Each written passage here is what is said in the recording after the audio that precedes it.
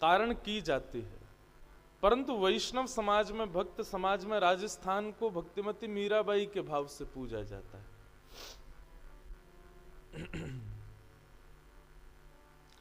ऐसी भक्तिमती मीराबाई। बंधुओं, भक्ति इत्र की तरह होती है। कोई उसको लगा ले तो स्वयं भी महके और जिस सभा में जाए, जिस मार्ग से जाए, सबको महकाता हुआ जाए। कई लोग सुगंधी के बड़े आसक्त होते हैं, तो उनकी स्थिति क्या होती है, जब वो कहीं से भी सुंदर सुगंध ग्रहण करते हैं तो इतने बेचैन हो जाते हैं कि उनको बस अब चाहिए कि यही सुगंधी हमको मिलनी चाहिए। उससे पूछ लेते हैं, कहाँ से लाए भाई, कितने की लाए, कैसे लाए। किसी की दर्शन इंद्रिय तीव्र होती है, किसी की श्रवण इंद्रिय तीव्र होती है, किसी की ग्रहण इंद्रिय तीव्र होती है, किसी की रसना इंद्रिय तीव्र होती है। परंतु भक्त की तो ये समस्त इंद्रियां भक्ति में तीव्र होती हैं। चतुर्भुज दास जी कहते हैं, दर्शन को नैना तपे, वचन सुनन को कान, मिलवे को हियरा तपे, हिय के जीवन प्राण। एक बात स्पष्ट कर दूं बंधुओं, भगवत प्राप्ति के लिए पुण्य की बात नहीं है। पुण्य और भगवत प्राप्ति में अंतर होता है, पूजा में और सेवा में अंतर होता है। भक्ति मार्ग और साधना मार्ग, इनमें अंतर है। जो लोग पूजा करते हैं, जो लोग अर्चना करते हैं, वो पुण्य कमाते हैं, लेकिन जो सेवा करते हैं वो ठाकुर जी को कमाते हैं। मीराबाई पूजा नहीं करती है, और यही बात तो वो समझाती रही अपने जीवन भर, अपने परिवार को भी, अपने ससुराल पक्ष को भी, कि ये पूजा नहीं है जो आप देखते हो, ये सेवा है। और सेवा किसी जड़ की नहीं होती, चैतन्य की होती।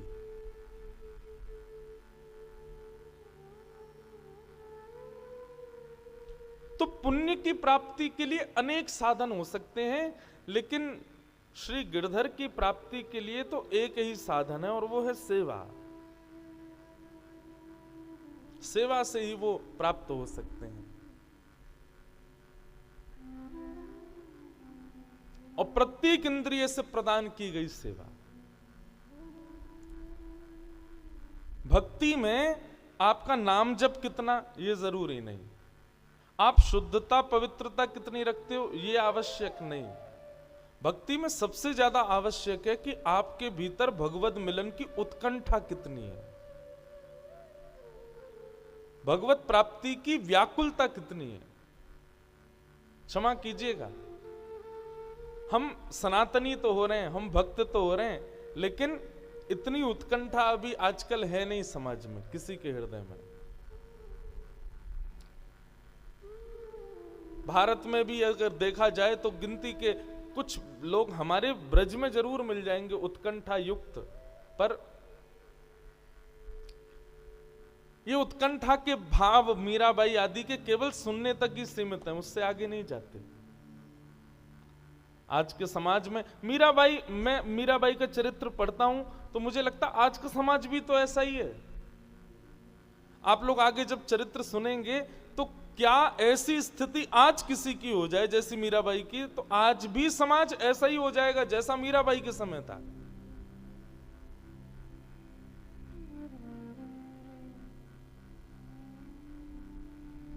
उत्कंठा, व्याकुलता, जैसे जल ना मिलने पर प्यास लगती है ना, और उस समय एक एक बूंद का मूल्य समझ आता है। प्यास लगने पर कहीं सामने नल खुला हो, उसकी पानी गिर रही हो, तो हम लोग सोचते हैं अरे इसकी कीमत हमसे पूछो, हमको प्यास लगी है। ऐसी प्यास, ऐसी व्याकुलता, ऐसी उत्कंठा भगवत प्राप्ति की जब होती है ना, तब ये कथाएं सुनना सार्थक है। नहीं तो केवल 4 घंटे हम आप सब लोग बैठ करके केवल अपना टाइम पास कर रहे हैं।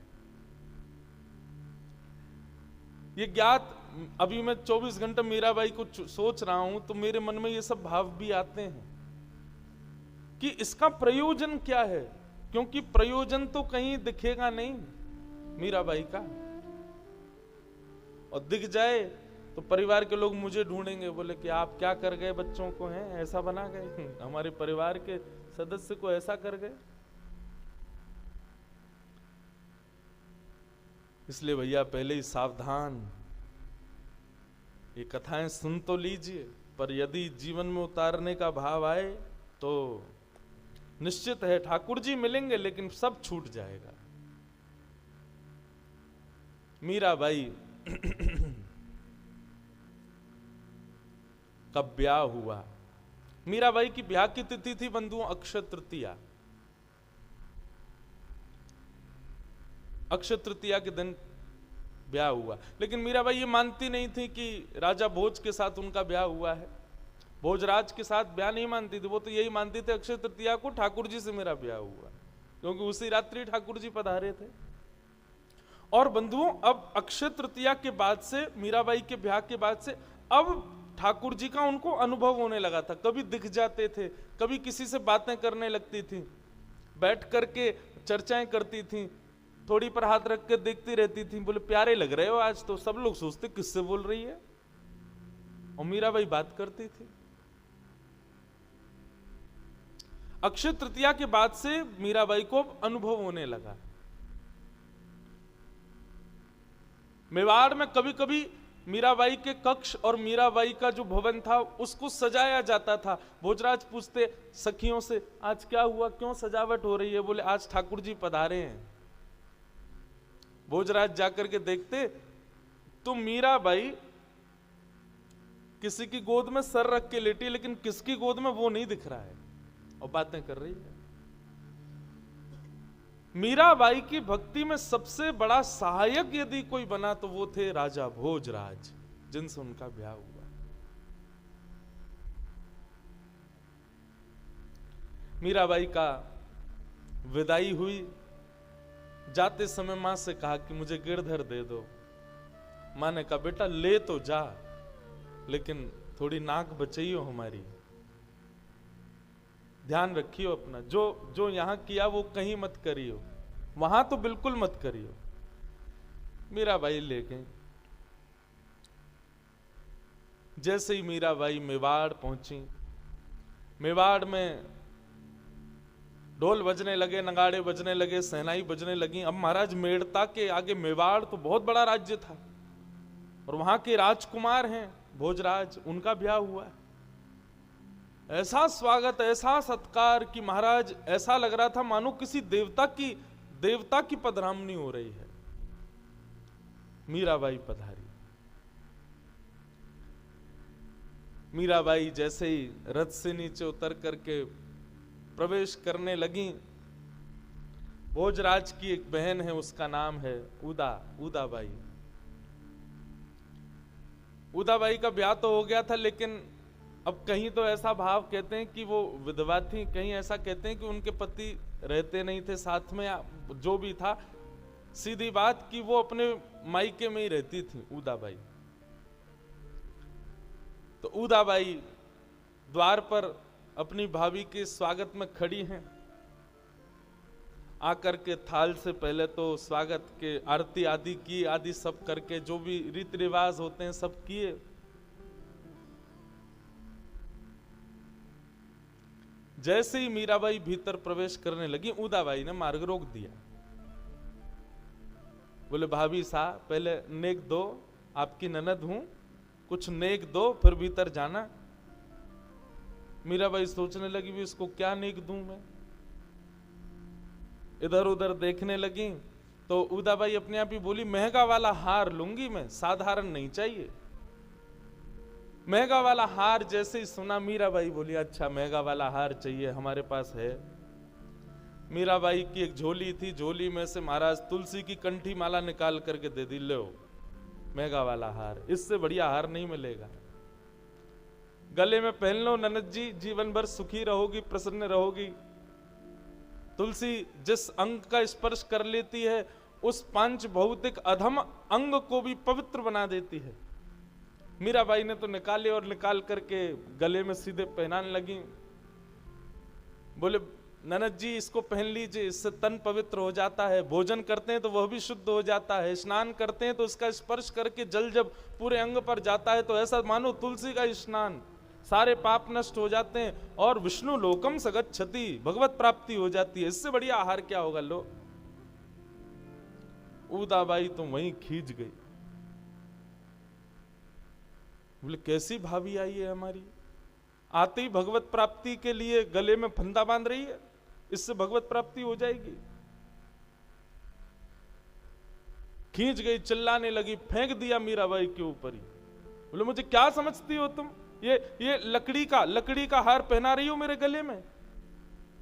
अरे मेड़ता से आई हो, मेवाड़ की बन गई हो बहू, अब मेवाड़ों जैसी रहा करो। तुम्हारे यहां पहनते होंगे, हमारे यहां नहीं पहनते सब।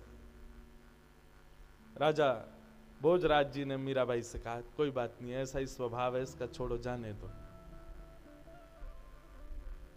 मीराबाई भीतर पधारी। बंधुओं, भक्त के ना केवल मैंने एक चीज अनुभव की है कि जब हम भक्ति के पथ के अनुगामी बनते हैं ना, तो कई बार हम क्या करते हैं, किसी व्यक्ति की वजह से अपने भक्ति के भाव को छोड़ देते हैं। अच्छा, आपके यहां ऐसा नहीं चलता तो हम नहीं करेंगे, ऐसा नहीं। आपका भक्ति का भाव है, आप क्यों छोड़ोगे उसको। मीराबाई के आडंबर नहीं है कहीं भी कि इनको प्रिय नहीं लगता, उनको नहीं भाता तो मैं ऐसा नहीं करूं, ऐसा कुछ नहीं था उनके हृदय में। जो लोग मीराबाई को यह समझते हैं कि उन्होंने सारे बंधन तोड़ दिए, सारे नियम तोड़ दिए, गलत बोलते हैं वो लोग। नहीं, मीराबाई कोई ऐसी हटीली थोड़ी ही थी। मीराबाई की स्थिति अलग है, मीराबाई का स्वभाव और उनकी मनस्थिति अलग हो चुकी है। हम लोग गलत हैं कि हम उनको अपने संग रखे बैठे हैं, संसार में जबरदस्ती घुसा रहे हैं।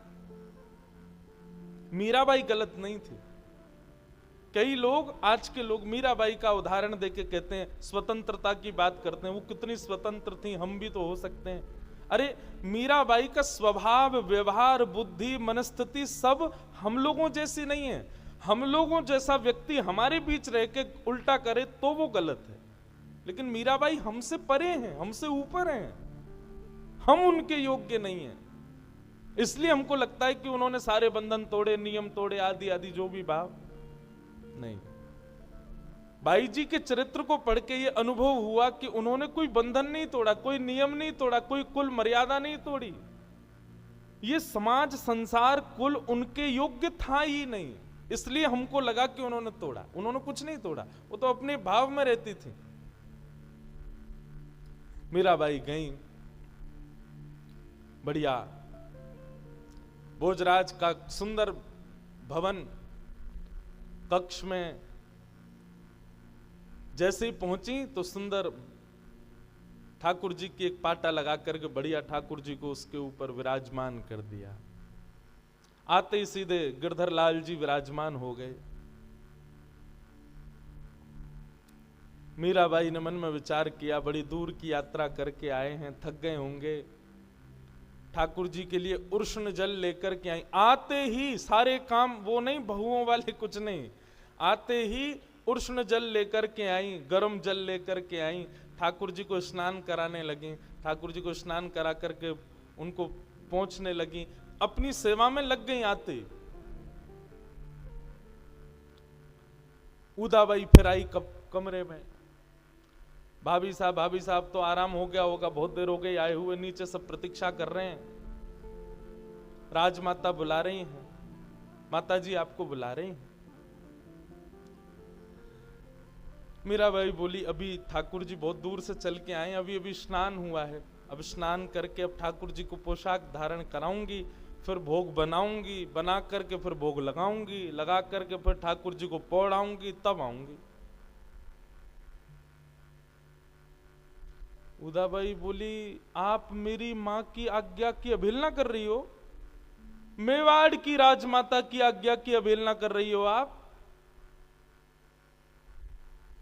और ये तुम्हारे संग जो मूर्ति आई है, इसकी ये कौन है, ये क्या है? अरे इसकी बाद में हो जाएगी सेवा, आप अभी अभी आई हैं, कम से कम अपनी अपनी सास की इतनी लाज तो रखो, बुला रही हैं तो चलो, आज्ञा मानो। मीराबाई बोली, अब ठाकुर जी की सेवा छोड़ करके तो मैं नहीं आ सकती ना। मैं इनको छोड़ करके गई, ऐसे खड़े रहेंगे भूखे प्यासे। आप कहीं जाओ, आपको कोई भोजन ना दे, भूख प्यास लगे, कैसे रहोगे?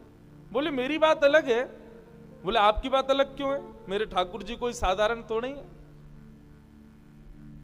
चैतन्यता को सब जगह परिभाषित करती हैं मीराबाई।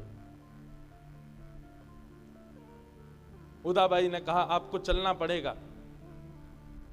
हमारे यहां रिवाज है कि ब्याह होकर के जब बहू आती है तो बहू को आते ही सब माताएं लेकर के हमारी कुल देवी पूजने के लिए जाती। आपको चलना पड़ेगा। मीराबाई बोली, देखो उदाबाई, आप बुरा तो नहीं मानना, पर गिरधर लाल की सेवा के आगे मैं किसी अन्य देवी देवता की पूजा में मेरी ज्यादा रुचि नहीं है, और बिना रुचि के कोई काम करना नहीं चाहिए। इसलिए मेरी प्रार्थना है कि आप सबसे कह दो कि वही सब चले जाएं, कर दें जो करना है, बाकी मेरे को आप इस भाव में मत बांधो। उदाबाई कहने लगी, माँ की आज्ञा नहीं मान रही, राजमाता की आज्ञा नहीं मान रही, और अब तुम मतलब हमारे यहाँ के रीति रिवाज भी तुम्हारे पीतल के ठाकुर जी के आगे कुछ भी नहीं। अभी रुको, अभी जाती हूं, मां से तुम्हारी शिकायत करके आती हूं। उदाबाई गई,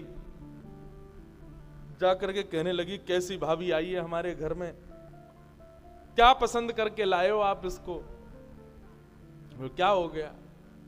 बोलो उसने स्पष्ट मना कर दिया, वो तो आने से इनकार कर रही है। वो तो कह रही है पहले मैं उनकी पूजा वूजा करूंगी, उनकी सेवा करूंगी, तब आऊंगी। मैंने कहा माँ की बात नहीं मान रही, सास की बात नहीं मान रही, अरे कम से कम कुलदेवी पूजने चलो। उसकी बातों से तो ऐसा लगता है वो अपने आप को ही कुलदेवी मानती है सबकी। वो तो आने से मना कर रही है। राजमाता भी खींच गई, ऐसे कैसे? 2-3 सखियां और भेजी। उदाबाई फिर गई साथ में, जाकर के फिर उनको कहने लगे कि अब आप नई नई आई हैं, अभी से आकर के इस प्रकार सबके हृदय में मन मुटाव करना उचित नहीं है। भाभी साहब चलो। मीराबाई बड़ी परेशान हो गई, बोले ये तो सेवा करने ही नहीं दे रहे, मेरे लाल जी भूखे बैठे हैं, प्यासे बैठे हैं, ये कुछ करने ही नहीं दे रहे हैं। मीराबाई उठ के खड़ी हो गई, बोले कि ये कौन सी देवी पूजा के लिए जा रहे हैं? बोले कि कुल देवी का पूजन करना है। बोले कुल देवी की पूजा से क्या होता है? बोले सौभाग्य अमर अजर होता है, पति की आयु लंबी होती है। मीराबाई बोली, उदाबाई आपने की थी कुल देवी की पूजा? उदाबाई बोली मैंने तो 5 बार की थी। तो फिर कहां चले गए हमारे आपके पतिदेव? अब तो वो और खींच गई इस बात पर, चिल्लाने लगी, चीखने लगी।